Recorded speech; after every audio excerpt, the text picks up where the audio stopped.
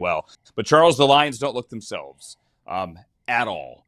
They ran the ball 22 times for 46 yards. As our friend Frank Schwab pointed out in a piece on Yahoo yesterday, the Lions scored 564 points last season, the fourth highest scoring team in the 105-year history of the National Football League. And that was not that team yesterday. And I'm not going to blame everything on Ben Johnson going to Chicago and John Morton taking over. I am going to give the Packers their flowers, and the fact that they went out and got Micah Parsons, who was only on the field for 24 plays but made an impact, and that battle against Penei Sewell now is going to be must-see TV twice a year. But the Lions were not the same. And Dan Campbell today, when asked about this team's identity, said you often don't find a team's identity until week 4 or week 5 or week 6, he said. But you need to find it because these games in September matter, especially a divisional game. In that division, the best division in football in 2024. Yeah, and, this is I would argue we shouldn't be looking for the Lions' identity because there has been a level of consistency, but there's been enough, changeover, obviously, with the coordinator positions, and then there's been losses on that offensive line. So I guess we could sit here and say, yeah, okay, now they need to figure out who they are again, despite the fact that there's a ton of talent still on this Detroit Lions team, particularly that offense. But I can tell you right now, the defense or the offensive interior is very, very concerning. I mean, I don't even know at this point, a Graham Glasgow at center, Christian Mahogany at guard, Tate Ratledge at guard. Those are all guys that I'm concerned with. And yet when I watched Micah Parsons, he was given the business to Penei Sewell. I mean, multiple times. And it wasn't, whether, he finishes with 1 sack, but there were pressures. You go back and you look at the Jared Goff interception. That was Micah Parsons, I think, partially induced by getting pressure. And he was all over Penei Sewell on that particular snap. And that's extremely concerning for me because you have a Packers team that when you look at the depth chart, top to bottom, and you say to yourself, well, if Jordan Love plays well and they can find some things in the wide receiver group, this is a dang good team for the Green Bay Packers. Well, not only is it a dang good team, but that defensive line looks loaded. Rashan Gary, I mean, hey, Micah Parsons played well. Rashan Gary played better. I mean, Rashan Gary looked amazing at the opposite defensive end spot. Colby Wooden, Devontae Wyatt, the defensive line just for the Packers alone, and that's not even getting to like Edgerrin Cooper, I think could end up being an all-pro linebacker at some point and finish the season with 180 tackles. But it just up front, the Packers, they look like a load defensively. And for the offense of the Detroit Lions to have the clock sped up as much as it was in that game, and that really is what I think happened with Jared Goff. You just saw he had to do everything quickly. He didn't have time. There wasn't going to be deep developing routes to Amon-Ra St. Brown and Jameson Williams. You weren't going to have those plays, deep downfield. Instead, he's throwing a lot to the running backs. He's throwing to Sam Laporta, running the ball not effectively, by the way. It's just extremely concerning out of the box for the Detroit Lions. And we already knew, that's the thing. It's not a concern that we didn't expect. We knew the interior of that offensive line could be problematic for the Lions. They did not fix it coming into this season. No, the Frank Ragnow thing, they miss him. That is big. The Lions host the Bears coming up on a short week for the Bears because they're about to kick off against the Vikings at Soldier Field. So it's the Lions and the Bears in Detroit coming up this week on Sunday afternoon. Today, Dan Campbell was asked about rooting for or against Ben Johnson, like an awkward question about friendship. He's like, guys, we're just getting ready for the game next week. And then and someone actually, and this was one of those awkward conversations, said, Dan, what do you think about the criticism that all you guys were seemingly running was deep routes, like just trying to stretch the field? And he was like, oh, I hadn't heard that. Really? Well, okay. Well, yeah, we're going to try to take our shots. The issue is, as you pointed out, they didn't have time to take shots because the Packers were getting after them. And yes, that is definitely problematic. But again, it is only week number 1. Let's get to the injuries because the Niners, who have a long list of injuries seemingly every year, they are already in that problematic phase. Christian McCaffrey did play. All right, so let's get that out of the way. He looked okay. Brock Purdy throws the late touchdown pass to a tight end who I guarantee you was not started by any single fantasy player anywhere that isn't in the guy's family.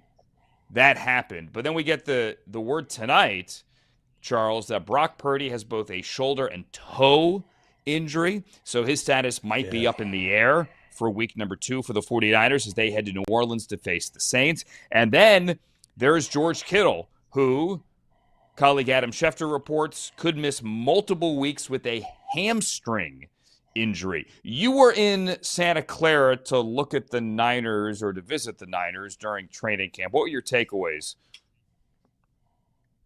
Well, I'll tell you what, the Kittle injury is really interesting to me because when I went through Santa Clara, I had a conversation with someone in the building, and because I saw Kittle and I was like, oh my God, like he spent the entire offseason in the gym. He looked unbelievable. And in my mind, I'm thinking to myself, okay, I get it. You know, anytime a guy starts to get to that point in his career where, you know, you're getting north of 30, you're clearly I would argue the number one option for your quarterback. There's no doubt he's the security blanket. He's the guy who can really make Brock Purdy go as a quarterback. You're going to do everything you can to ultimately maximize that.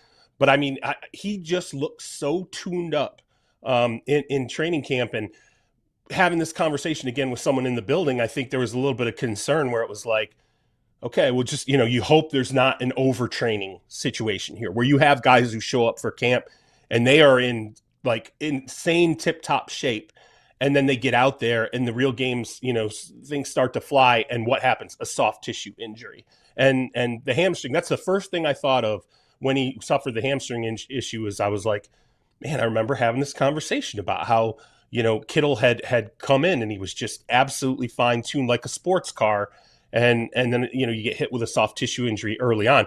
Massive loss, I think, for the 49ers. I mean, even if Brock Purdy's healthy, taking George Kittle out of that offense is absolutely significant because that's your number one guy. We're not, you know, still sitting here going, when does Brandon Ayuk come back in and factor for this team? Jawan Jennings had an MRI on his shoulder. He's another guy that I think could end up being week to week. I guess the bright side is, you know, Ricky Pearsall stepped into the void and showed, hey, what happened over the course of last season down the stretch was real. I can be a number one option for you. I can catch, you know, a lot of balls and I can put up production for you. But right now I'm like, who other than Ricky Pearsall is not hurt? And oh, by the way, Ricky Pearsall is another guy who has a history of being dinged up now and then and missing some time. So good Lord, the 49ers, all the offseason losses and the attrition on that roster, and now you're just seeing them hit an absolute iceberg of injuries very quickly to start this season. Iceberg of injuries. I like that. I may use that as well. I may steal that. Give you credit, of course. Iceberg of injuries. Other injuries around the league, there's the Xavier Worthy injury, which was a friendly fire situation early in the first quarter in Brazil on Friday, shoulder to shoulder with Travis Kelce. My friend Ian Rappaport said it is a multiple week injury, reported that on Sunday. Andy Reid today said week or day to day. I mean, he's not going to give you much more than that day-to-day on Xavier Worthy, but if they lose him, there goes the speed element. Rashee Rice gone for 6 weeks, Xavier Worthy gone, and we're back to last year's offense where Kansas City can't stretch the field. Oh, by the way, all it is this week is the Super Bowl rematch in Philadelphia in the All of America sees it 4 o'clock window on Sunday in Philly. No, I'm Kansas City, I beg your pardon. So that's it. If they can't stretch the field, don't worry about it. Just Vic Fangio coming to town. Yeah, that's it. As for Brock Bowers, Pete Carroll says day-to-day with a knee. He's kind of sort of that offense. Geno Smith, 360-some yards passing. I love Pete. Pete goes into Foxborough and beats the Patriots. Geno had a day. But, Charles, without Brock Bowers, there aren't going to be many good days. Oh, yeah. No, I mean, that was – I literally, when I went through their camp, watching what Chip Kelly was doing with Brock Bowers, I came out of the camp and I was talking to another guy in the league, and he asked me, so, you know, how do the Raiders look? And I said, Brock Bowers might set the record for the number of touches a tight end gets in a season. You know, I was like legitimately, this guy could he could get 200 touches with Chip Kelly. I mean, you know, the way they were lining him up in the backfield, they were running, you know, reverses. throwing everything at him, lining him up everywhere as a chess piece to throw balls to him. Yeah, I mean, that's absolutely significant for that offense. And, and it puts a lot of pressure now on, if he's out, Jack Besh has got to step into that role. Trey Tucker, who's been around there, but never really, I think, reached the ceiling that the organization thought he could have, is another individual. Deontay Thornton was, a player that they drafted in the 4th round out of Tennessee that they feel really, really good about, who I think would have to take on a bigger role. So significantly would change that offense and move up the development scale for a number of guys. And even with the Chiefs, you mentioned Xavier Worthy, huge loss for them because they felt like this was Xavier Worthy's season. They were like, hey, we're gonna expand the route. He's gonna do a lot of different things. Yep. Yeah, he's gonna do a lot of different things for us while Rashee Rice is out. We want him to be a 1A, 1B when Rashee Rice comes back in. Now, who knows how many games he's going to miss. And it puts more pressure on Travis Kelce to pick up and shoulder that offense at an age where, now granted, he's in great shape, but if this is Travis Kelce's farewell season, well, you know what? He's gonna have opportunities to catch a lot of footballs right now because their top 2 wide receivers aren't going to be there. I see what you did. Shoulder the offense, right? Shoulder the he exactly, shouldered Xavier Worthy, and this is why we're sitting here having this conversation. Real quick, want to mention Soldier Field here. The fact that Kevin Warren suggested the Bears are leaving Soldier Field today, that's one thing. Also, who is going to be playing and who's going to be inactive today as the Bears get ready to wrap up Week 1 for the entire NFL. They play the Vikings. Jalen Johnson, most notably, is on the inactive list here for the Bears. Case Keenum is your emergency quarterback. TJ Edwards, Shamar Turner, the rookie defensive lineman out of A&M. Kyler Gordon, Rashan Johnson also out. As for the Vikings, remember, the Vikings don't have Jordan Addison here because he's suspended the first 3 games of the year. And they also, most notably, don't have Christian Darrisaw, which is huge, and don't have Harrison Smith, the veteran safety in the secondary. But Adam Thielen will be up, and we'll see him back in a Vikings uniform. Want to tip the cap, if I could, real quick, to Matt Prater, 41 years old, who showed up in Buffalo like 2 days before that game-winning kick. And there was really hysterical reaction from a bunch of the Bills after the game in the locker room, in which Prater ran on the field, running clock, and hit the kick. Go ahead.